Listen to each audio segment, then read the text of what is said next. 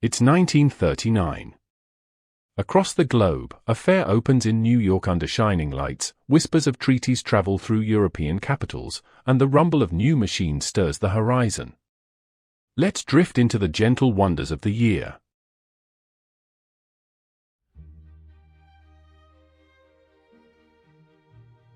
Hello, dear traveler, it's Toro, whispering softly.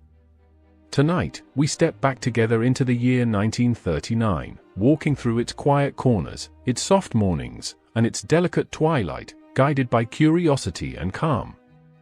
We won't race through headlines or shout at upheavals. Instead, we'll breathe in the small details, the textures of daily life, the subtle tremors of change. In 1939, people everywhere sensed that the world was shifting. Pacts were signed in shadowed rooms, radios carried voices across continents, and new machines began to hint at futures yet unseen. But alongside those undercurrents, there were home dinners, evening lullabies, laughter in playgrounds, the turning of pages in books, and the hush before sleep in countless bedrooms. Tonight I invite you to wander with me past grand events, through lanes and hearths across many lands, into the quiet spaces between history's pulses. Let 1939 enfold you like a soft shawl, sometimes tense, sometimes hopeful, but always alive with gentle detail. Let us drift into that world, not to judge or fear, but to rest, to observe, to feel the warmth of human hearts across time. World events. Elsewhere in the world, the year turned with slow but profound shifts. In early spring, tension rippled through Europe as disputes over the free city of Danzig deepened, a fragile borderland between Germany and Poland.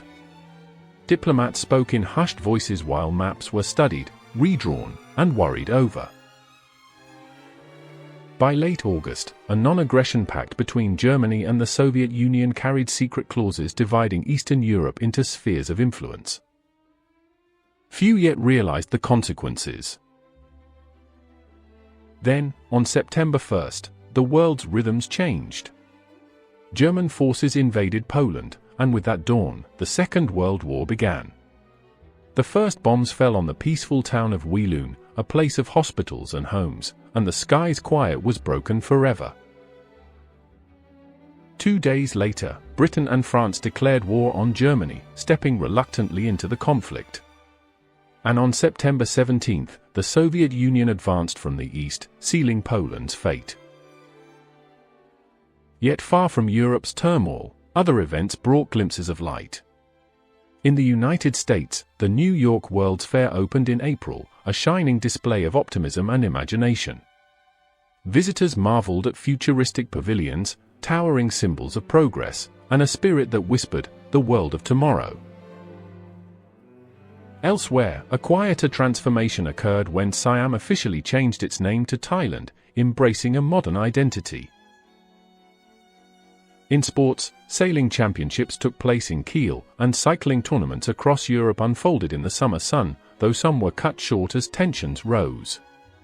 Scientists, too, were busy. Astronomers explored new theories of collapsing stars, and a Swiss chemist discovered the insect-killing powers of DDT, promising a new tool against disease. Thus, 1939 was a year balanced on sharp edges, part discovery, part uncertainty, part hope, part fear. One story that shaped 1939. Let us linger now on one story, the story of Poland in September, seen not as headlines, but through the eyes of ordinary lives. In August's pale light, in Warsaw, Krakow, Low, and in small villages across the countryside, people sensed the distant rumble as trains moved, soldiers marched, and radio voices spoke with tension. Farmers paused from their fields. Mothers listened at windows. Children watched as convoys rolled by, unsure what to make of it all. Before dawn on September 1st, the sky trembled with engines. In the town of Wielun, bombs fell where no army stood. Houses and hospitals crumbled, morning light rose over smoke and sorrow. To a farmer outside the town, the noise was like thunder that did not stop. To a nurse, it was the end of quiet. In nearby villages, word spread in trembling voices. Families gathered in candlelit rooms, whispering prayers, clutching children close. Some packed small bundles, others simply waited. Across the next days, Poland resisted fiercely. But for every soldier, there was also a mother baking bread, a teacher hiding books, a child watching from an attic window. In Warsaw, curfews darkened the streets, lamps were dimmed, radios spoke only in fragments. Yet in the soft corners of homes, life persisted, the taste of soup, the warmth of shared blankets, the promise that tomorrow might still come. By mid-September, the Soviet army entered from the east. Maps were redrawn, flags changed, and the land's people faced a new and uncertain rule. Some fled, some hid, some adapted, all carried memories of a world just vanished. That is the human story of 1939, the moment when ordinary people, caught between powers, tried to preserve tenderness in a time when tenderness itself was tested. Daily life around the world. Meanwhile, far from the front lines, daily life went on. In London, Paris, Berlin, and Madrid, people rose with the sun. Electric trams hummed, bicycles clicked over cobblestones, shopkeepers swept doorsteps. Women in patterned dresses and wide hats carried baskets to market, men buttoned wool coats and set off for work. Breakfast was simple: bread, butter, jam, coffee, or tea. Lunch was hearty but humble. Soups, potatoes, and stews. Dinner came late, perhaps by lamplight, with laughter and conversation. In America, the rhythm felt different. The Great Depression was easing, and optimism returned. Cars rolled along city streets, chrome gleaming under neon signs. Radios played in nearly every home, voices and melodies that filled the quiet evenings. At the New York World's Fair, visitors marveled at futuristic wonders: color television, streamlined cars, talking robots. The fair promised that the coming century would be bright and boundless. Inside homes, washing machines, vacuum cleaners, and electric irons began to lighten the work of daily chores. A few lucky households even owned an early television set, a tiny screen inside a wooden cabinet, showing moving images from just a few local stations. Children played outdoors, skipping ropes, rolling hoops, and flying kites. Boys collected marbles or played with tin soldiers, e-girls dressed dolls or practiced hopscotch on sun-warmed sidewalks. In the countryside, children ran barefoot through fields, chasing each other's laughter through tall grass. Evenings belonged to radio. Families gathered to hear news bulletins, comedies, detective dramas, and swing music. In small towns, local orchestras performed, cinemas flickered to life, and the magic of storytelling filled the night air. Across the Atlantic, the Wizard of Oz and Gone with the Wind dazzled audiences, turning screens into dreamscapes. Life in 1939 was slower, quieter. Letters took days to travel, voices waited between pauses on telephone lines. Yet there was a richness in the waiting, a patience woven through daily life, like the hum of a gramophone at dusk. Science, inventions, and technology. Innovation pulsed quietly beneath the surface of 1939. At the World's Fair, visitors met Electro, a talking, walking robot built by Westinghouse. He could move his arms, count on command, even puff smoke like a performer. To many, he was proof that the future had already arrived. In laboratories, scientists pondered the mysteries of the universe. Theoretical physicists described how dying stars might collapse into invisible points, ideas that would later shape our understanding of black holes. In medicine, discoveries continued to grow. The insecticide DDT promised new ways to fight malaria and other diseases, and early antibiotic research deepened, hinting at revolutions to come. Television made small but significant steps. Though only a handful of households owned sets, the first public broadcasts aired in the United States and Britain. Screens were tiny, images grainy, yet to viewers, it was nothing short of magic. At home, electric toasters, irons, and radios became common. Automobiles were sleeker and faster, their engines humming with quiet confidence. A transparent ghost car made entirely of plexiglass amazed fairgoers, showing the mechanical heart of the machine beneath its shell. It was also the year a small company was born in a California garage, Hewlett-Packard, destined to help shape the technology of the coming century. Thus, even as politics darkened, science glowed quietly with promise. Culture and the arts. Amid all uncertainty, people still sought beauty, comfort, and meaning. In literature, John Steinbeck's The Grapes of Wrath told of struggle and perseverance, finding dignity in hardship. Readers around the world wept and reflected. In music, swing and jazz swept through dance halls. Big bands filled airwaves, couples twirled beneath mirrored lights. Crooners sang softly of love, distance, and the future. In Europe, orchestras performed symphonies, folk songs echoed in taverns, and classical music continued to uplift. Cinema bloomed into color. The Wizard of Oz transported viewers somewhere over the rainbow, while Gone with the Wind unfurled a sweeping epic of love and loss. Both films shimmered like dreams on the silver screen.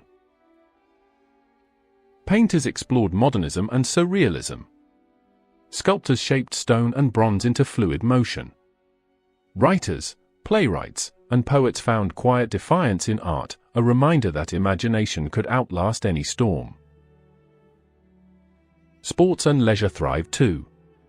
Local football matches, cycling races, regattas, and fairs continued to bring people together. Picnics, community dances, and small-town concerts offered joy against uncertainty. Culture in 1939 was not an escape, but a form of endurance, art as a whisper of hope, color as a prayer for peace. Media and headlines. In 1939, the world listened closely. Radios crackled with news bulletins and solemn announcements. In Britain, the calm voice of Neville Chamberlain declared that his country was now at war. In France, similar words echoed. In Poland, newspapers carried curfews and urgent proclamations. In the United States, front pages told of the World's Fair, new inventions, and movie premieres, but by autumn, the headlines had turned toward Europe. A loaf of bread in America cost about 9 cents, a gallon of gasoline, 10. Milk was 23 cents, a new car around 750. Advertisements showed smiling families beside new refrigerators or stoves, promising comfort and modernity. Television, still rare, appeared in catalogs beside radios and phonographs. Trains and ocean liners remained the grand symbols of travel. In small towns, papers printed harvest reports, weddings, and school announcements beside stories from abroad. The blend of near and far gave each issue its texture, the ordinary and extraordinary side by side. Evening news, weather updates, and music programs closed many nights. And after the radio went silent, families often sat quietly, the room filled with the soft hum of sleep approaching. People born and people died this year. Every year welcomes new voices and bids farewell to old ones, and 1939 was no different. In quiet homes and hospitals around the world, the year saw the birth of people who would one day shape music, science, art, and imagination. Among them was Tina Turner, whose voice would electrify generations, Francis Ford Coppola, destined to tell stories through the language of film, Judy Collins, who would bring folk songs to tender life, Marvin Gaye, whose voice would echo through decades of soul and love, and John Cleese, whose humor would brighten screens and hearts alike. Elsewhere, new lives began that would change science and culture: Jane Birkin, George Lazenby, Ian McKellen, Terence Stamp, Ali Khamenei, Francis Fukuyama, and many more whose names would later fill books, stages, and classrooms.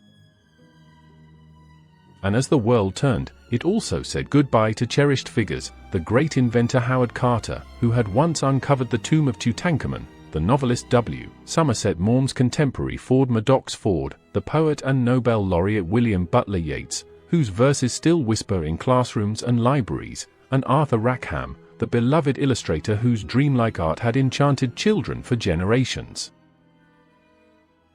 There were others, too: scientists, teachers, and artists whose names faded but whose kindness and craft lingered in memory. Birth and passing, beginnings and farewells, they form the quiet rhythm beneath history's louder notes.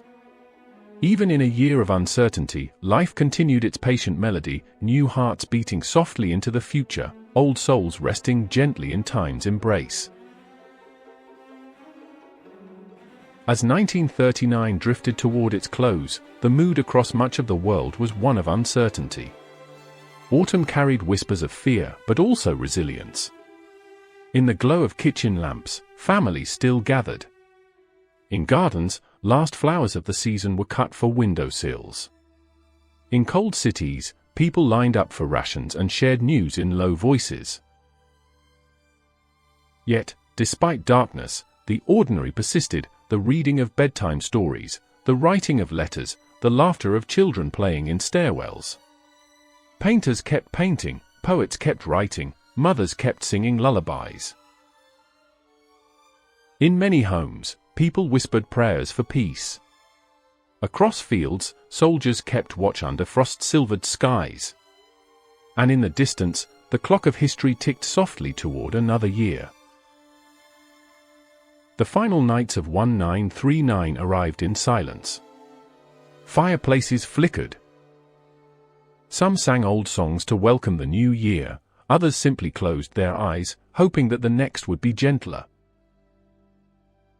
And so, as we drift from this moment, we carry with us not only the weight of change, but also the glow of endurance, the quiet courage of those who lived through uncertainty and still believed in morning. Thank you, dear traveler, for sharing this gentle journey through 1939 with me, Toro. May your heart rest now among those softly turning pages of history, among lamplight, music, and the hush of evening. If this story brought you calm, you're warmly invited to like and subscribe, so that together we can wander again through another year, another lullaby. Sleep well, dream kindly, and let tomorrow wait until morning.